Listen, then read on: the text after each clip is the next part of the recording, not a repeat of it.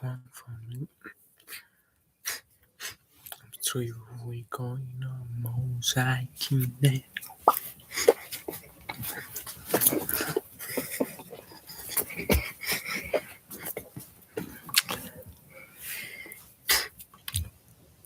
This is my intro.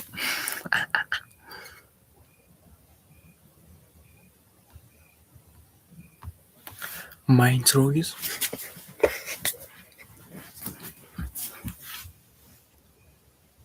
this is my intro. Let's go. Let's go, child. Let's go, child. Let's go, child. Let's go, child. Let's go, child.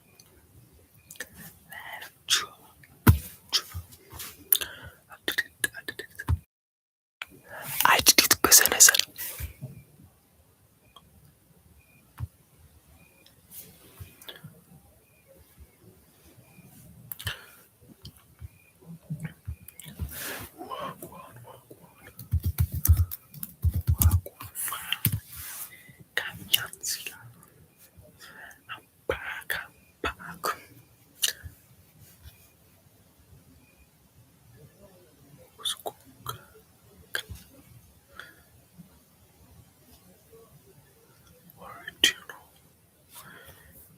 So watch out.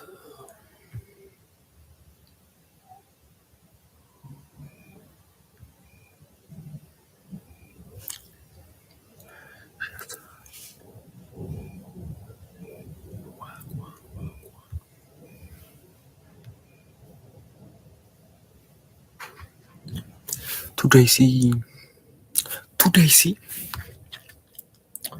the Mr. Beast podcast. Look at Mr. Beast podcast.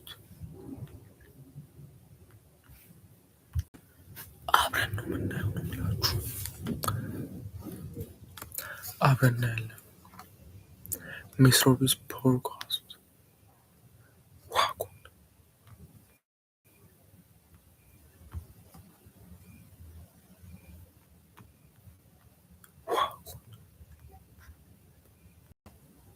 Wagwan.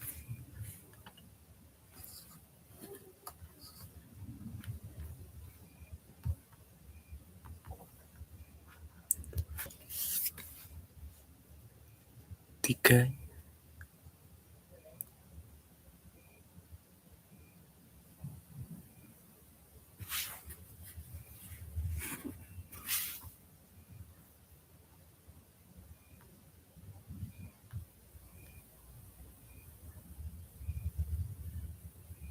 መጥቼ የሰጠውን ጭቋን እንዳፈሳ እንዲህ ስልስል አረ በኪዳነ ምህረት አረ በፈጠራችሁ አረ ወይኔ ፐርሰናል አረ የኔ ገና እኮ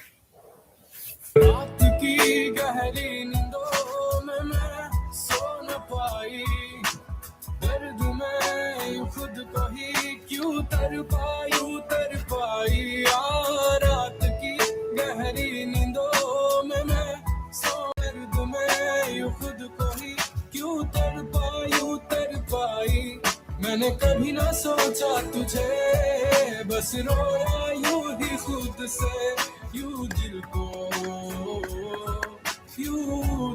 समझता रहा मैंने रोया तुझे ढूंढे रोया था मैं तू ना मिला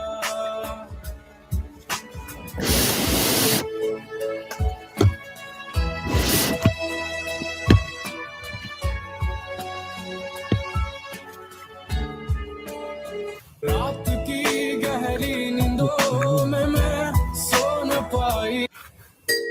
The chances of you seeing this YouTube short are super rare. There's over 100 million YouTube channels. I'm not going to ask you to like, comment, or subscribe, but if you do, thank you. The chances of you seeing this YouTube short are super rare. There's over 100 million YouTube channels. I'm not going to ask you to like. If you're a small content creator, use this sound to gain at least 100 new subscribers. Don't believe me? Try it yourself.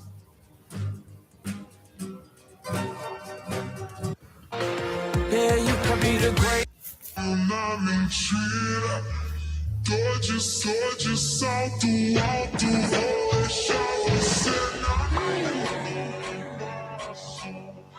você se perde, eu mando verbo, você não me merece, eu dou passo, você se perde.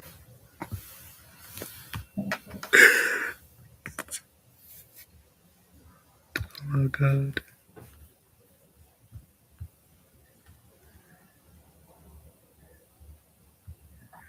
TK?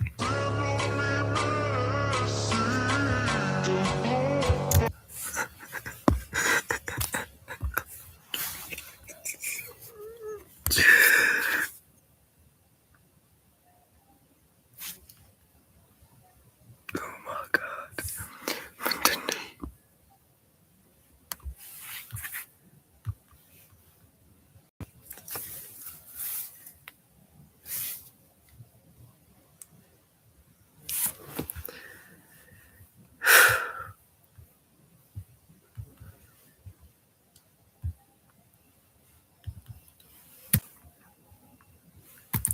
If you're a small content creator, use this.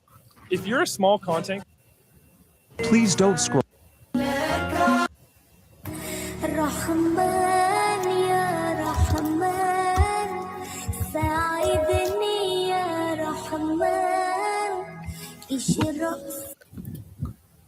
King.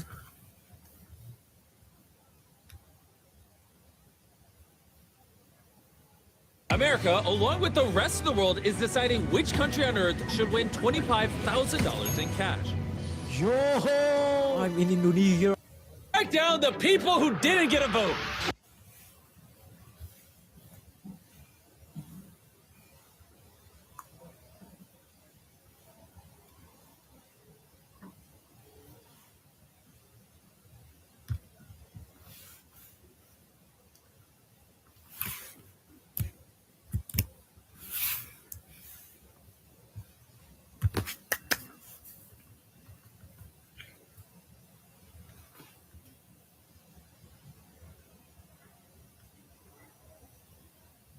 You look at it percentage-wise, it's really not that big of a deal. So I think at the start, like one of the big ones is we helped 1,000 blind people see cataract surgeries, and we did it all around the world. And people are it's really not that big of a deal. So I think at the start, like one of the big 1,000 blind people do cataract surgeries, and we did it all around the world. And people are very vocal about that.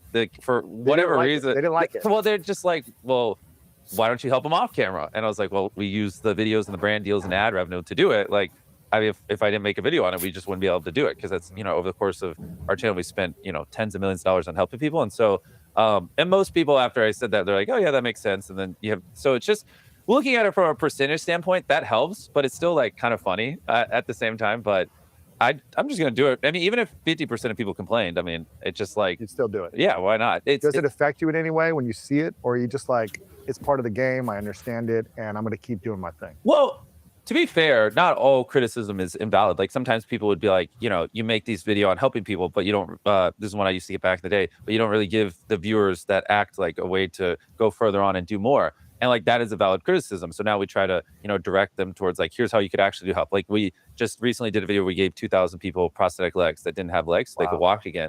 And in the middle, we did a whole segment about how if you know someone who grew out of their prosthetic legs, which is pretty frequent, like if you get one at a young age, through puberty, you're going through multiple different ones. And then people just don't know what to do with the old ones. And there's a clinic who literally takes recycled prosthetic legs, fixes them up, which is like dirt cheap, and then gives them to the poorest of people who can't afford one. So something that would have cost someone $5,000, they can now get for like $100, because it was just something that someone was going to throw away. And so like, that was an example of like, here we're helping people, and then we're also telling the 100 million people watching how they could help. And you know, I mean, it seems obvious in hindsight, but that was a version of people saying things, and I applied it, and it was a net positive. So, you know, it's just that's really what you have to do is like when you get a bunch of criticism, if you're at my scale, you just look at it. Majority of it is just going to be people hating because you know people are miserable in their own life. They're just going to complain. And so if someone leaves a comment like, you know, you should kill yourself, this sucks, do you even put effort in? That's not an objective comment. That's like a thing that you should read and just be like, okay, like delete. That was worthless. But if someone is like, hey, here's some ways I think you could improve, or some way you could have, you know, helped people in this situation better, blah, blah. That's like an objective comment, which of the bucket of hate comments is going to be a very small percentage. And those are the ones you look at and you're like, you know, is there truth to this? Yes. Okay. Consider it. If not, throw it out and then you just move on. Yeah. You know? So you look at some of the criticism or the feedback and you apply it if it's relevant. Yeah, I look at all of it with that angle, and because like at the end of the day, I will never say my videos are perfect. You know what I mean? There's none of us are perfect. Even your podcast probably has ways that could be better. So it's there's no reason not to. 100%, you know? Yeah. So you don't take it personally then. That's the back when I was younger. Yes, because I've been doing this. Every comment you're like, I worked so hard. Yeah, I started when I was 11. I'm 27 now. So in my teenage years, like even if someone said something that wasn't objective, like what?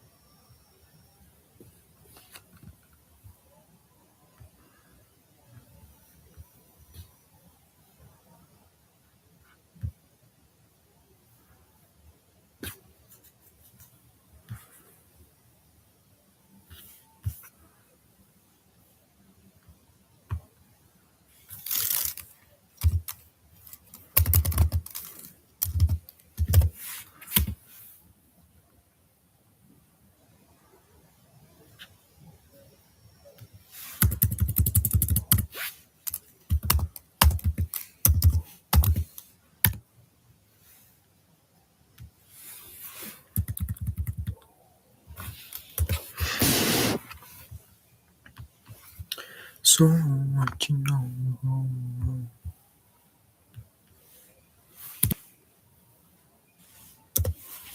Yourself, your videos suck. That would hurt. Like it would hurt a lot. You know, I'd be like, man, I would think like I put, you know, 50 hours into this and no one else is doing things like this, and it would hurt my feelings. But then, you know, after you get that millions of times, it's like a muscle. Like your brain kind of gets used to that stuff, and you just like I'm like so numb to it. You could leave the nastiest comment on my Just YouTube video doesn't about me, matter. and it's like my brain's just like it's not objective, delete, and I just move on. Yeah. Which part of that is I've just been exposed to it for I've been doing this for more than half my life, so I've just been exposed to so much of it.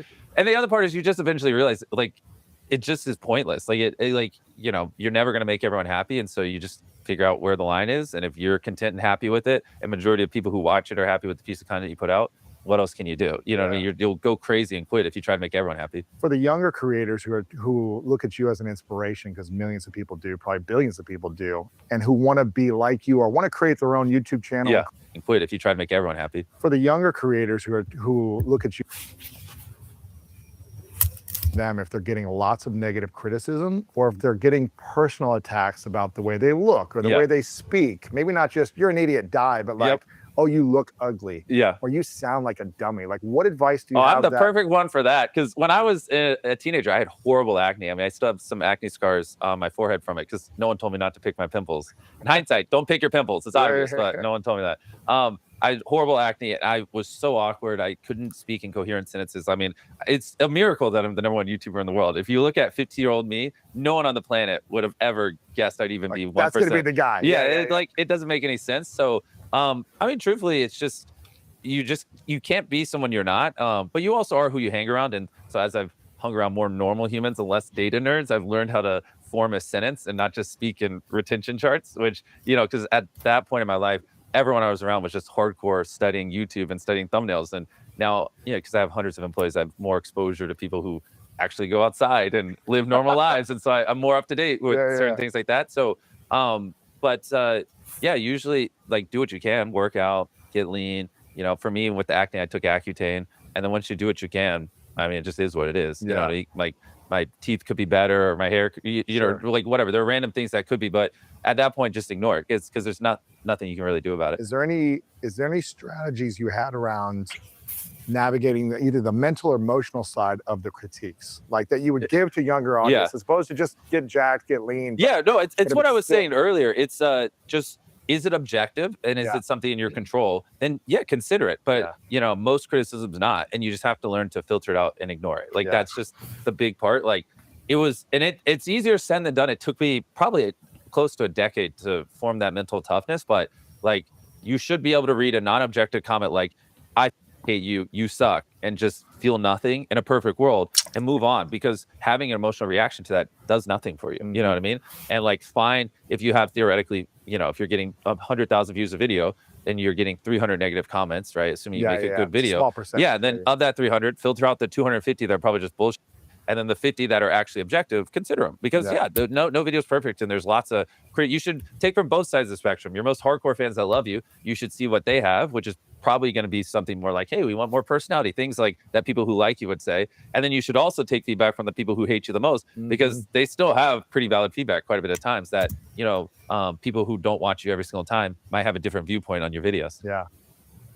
Speaking of criticism, again, you get a lot of it. And I think it's something that a lot of people struggle with just in their personal lives, whether it's online or their friends or people. It's funny because people, like, a lot of your audience isn't going to know who I am. And they're going to think like, everyone hates me. No. Yeah. It's a very small percentage, but I know you talk about it like, I do all this good, but people still criticize me, right? Yeah. So I just threw that tweet out on a whim, but But I think it's valid though, because you're calling out people that critics, no one ever built a statue for a critic. I think that's a quote or something. It's like, it's a good quote. And it's also, critics usually aren't creators, because I remember when I wrote my first book 10 years ago, I remember how hard it was, and I put it out there and I got a few like negative reviews, and I was like, who are these people? And you go and research them and you realize they're not doing the thing they want to do. Yeah. And so they're upset, frustrated.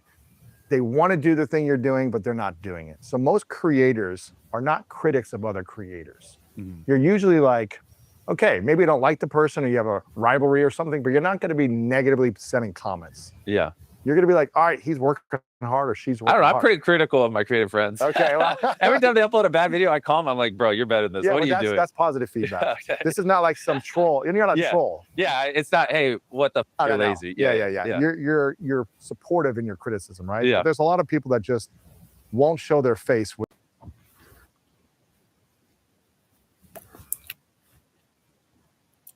ፋሚሊ መቻችሁ ነገን ጨርሰዋል። አሁን